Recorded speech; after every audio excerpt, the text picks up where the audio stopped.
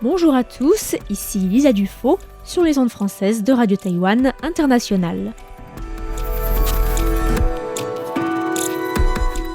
C'est l'heure de la revue Asie-Pacifique, une sélection de sujets d'actualité alternée d'émissions thématiques sur l'Asie-Pacifique.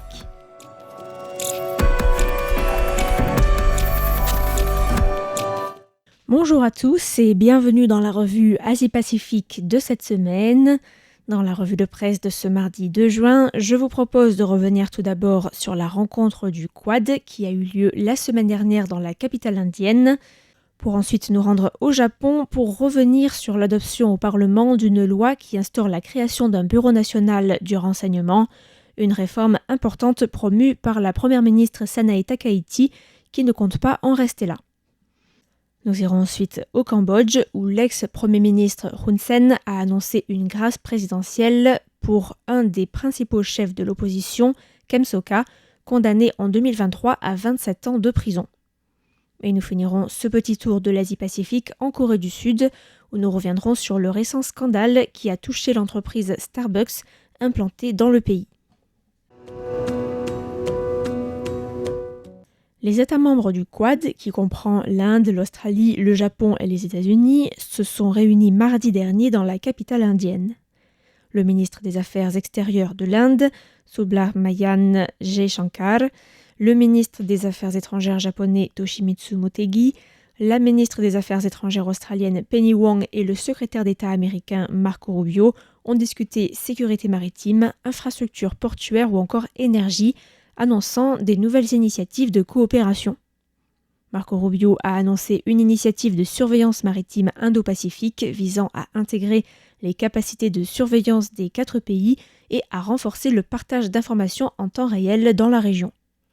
Le secrétaire d'État américain a aussi déclaré que le Quad allait collaborer avec le gouvernement des îles Fidji pour améliorer les infrastructures portuaires dans l'archipel du Pacifique. En matière d'énergie, une nouvelle initiative pour renforcer les chaînes d'approvisionnement en énergie et carburant au niveau régional a également été annoncée et Marco Rubio a affirmé que les États-Unis allaient organiser un forum du Quad sur la sécurité énergétique dans le courant de l'année. A aussi été annoncé un cadre sur les minéraux critiques qui, selon le quotidien japonais Asahi Shimbun, pourrait être significatif pour le Japon, dont les importations chinoises de certains minerais critiques pour l'industrie japonaise ont été suspendues par Pékin depuis le regain de tension entre les deux pays fin 2025. L'Inde et les États-Unis ont aussi signé un accord bilatéral pour renforcer la coopération dans le domaine des minéraux critiques. Suite à cette rencontre, la diplomatie chinoise a déclaré que la Chine ne soutenait pas la formation de petits groupes exclusifs ou la confrontation de blocs, ajoutant que toute coopération ne devait pas saper la confiance mutuelle et la coopération entre les pays de la région. La porte-parole du ministère chinois des Affaires étrangères, Mao Ning, a ajouté que la coopération entre les pays devait promouvoir la paix et la stabilité et non pas cibler des tierces parties. Une référence au but du Quad qui, depuis sa création, ne cache pas son ambition de contrer l'influence croissante de la Chine dans la région et notamment le déploiement de sa présence militaire en mer de Chine méridionale et dans le Pacifique. Après une première adoption par la Chambre basse en avril dernier, la Chambre haute de la Diète japonaise a adopté mercredi dernier une loi qui prévoit une profonde réforme des services de renseignement intérieur au Japon. La loi en question prévoit l'établissement d'un Conseil national du renseignement, présidé par le Premier ministre et composé de plusieurs ministres, et notamment de ceux de la Défense et des Affaires étrangères. Un conseil qui sera chargé de centraliser les informations liées au renseignement et qui doit être créé dès le mois de juillet. Le conseil doit pouvoir enquêter et délibérer sur les activités de renseignement liées à la sécurité nationale et la lutte antiterroriste et obtenir des renseignements sur les activités de puissances étrangères liées à l'espionnage. La loi prévoit aussi la création d'un bureau national du renseignement qui fera office de secrétariat du Conseil national du renseignement. Le texte fait partie de 2 initiatives clés de la politique de la première ministre Sanae Takaichi, qui a salué l'adoption de la loi qu'elle a qualifiée, je cite, « de premier pas dans les réformes pour renforcer les capacités de renseignement du pays ». L'autre initiative en question concerne la loi anti-espionnage qui est, elle, en cours d'élaboration et qui doit venir établir d'ici la fin de l'année 2027 une agence de renseignement extérieur en introduisant une loi d'enregistrement des agents étrangers qui sera construite sur le modèle des législations américaines, britanniques ou encore australiennes.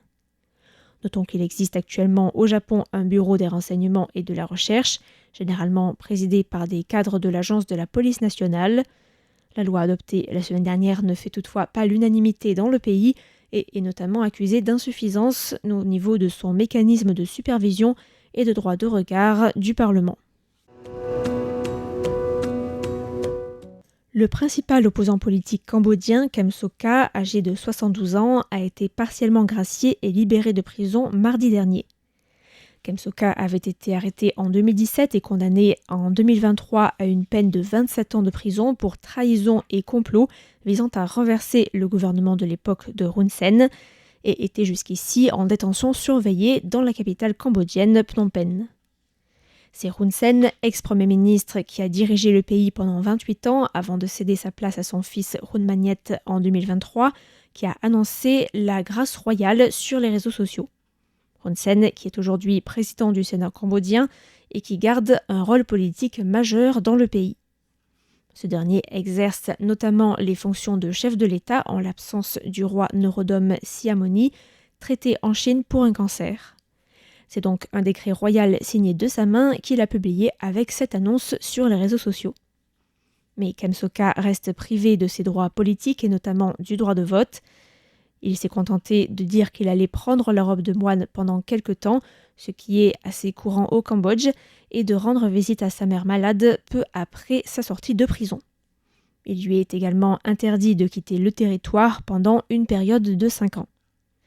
Si le Premier ministre Hun Manet a qualifié l'annonce d'étape supplémentaire dans le renforcement de la solidarité nationale et de l'unité, il ne s'agit donc pas pour autant d'un signe d'ouverture politique ou de démocratisation. Le Cambodge reste un pays autoritaire, officiellement une monarchie constitutionnelle dotée d'un système multipartite sur le papier, mais qui fonctionne de facto comme un État à parti unique dirigé par le Parti du peuple cambodgien, qui contrôle la quasi-totalité des sièges du Parlement, des institutions de l'État et des administrations locales, tout en réprimant l'opposition. Notons que l'autre principal opposant politique au Cambodge, cofondateur du Parti du sauvetage national du Cambodge, Sam Rainsy, vit toujours exilé en France. En Corée du Sud, l'entreprise Starbucks se trouve dans la tourmente depuis près de 2 semaines après le lancement d'une campagne publicitaire douteuse qui a provoqué un tollé dans le pays. Starbucks Corée a suscité une vague de critiques après avoir fait la promotion de grands gobelets réutilisables sur le thème Tank Day, faisant référence au soulèvement et au massacre de Gwangju du 18 mai 1980. De nombreux clients, partis politiques, associations et syndicats ont dénoncé le manque de sensibilité sociale et historique flagrant de cette campagne qui utilise à des fins commerciales et sur un ton douteux un événement traumatisant pour le pays lors duquel un nombre important de militants pro-démocratie ont trouvé la mort face à la répression de l'armée pendant la dictature du général Chun Do-hwan. Ce sont au moins 165 militants pro-démocratie qui ont trouvé la mort et 65 personnes qui ont été portées disparues ce jour-là, des chiffres officiels qui sont, selon les militants, largement sous-estimés. La campagne a d'autant plus choqué l'opinion publique que le slogan faisait référence à une déclaration de police de 1987 suite à la torture à mort d'un étudiant, un certain Park Jong-chol. Le groupe Shinsegae, qui gère la franchise Starbucks en Corée du Sud, a expliqué qu'une enquête interne avait révélé que des employés avaient demandé des suggestions de campagne publicitaire à une intelligence artificielle, sans réaliser, je cite, le caractère potentiellement problématique de la campagne. L'entreprise évoque aussi la négligence du service juridique de Starbucks Corée, le projet de campagne publicitaire ayant été validé par simple formalité, sans ouverture de la pièce jointe. Le directeur de Starbucks Corée a été limogé et le président de Shinsegae, qui détient 67,5% de l'entreprise, a présenté des excuses officielles à 2 reprises et notamment mardi dernier, demandant pardon aux familles des militants pro-démocratie tués pendant la dictature.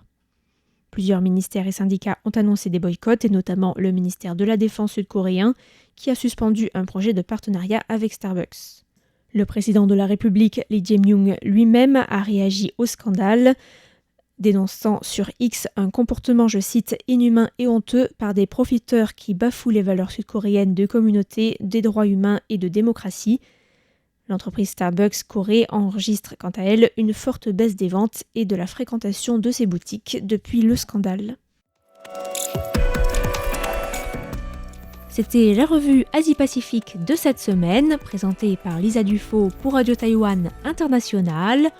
Merci pour votre écoute et à la semaine prochaine.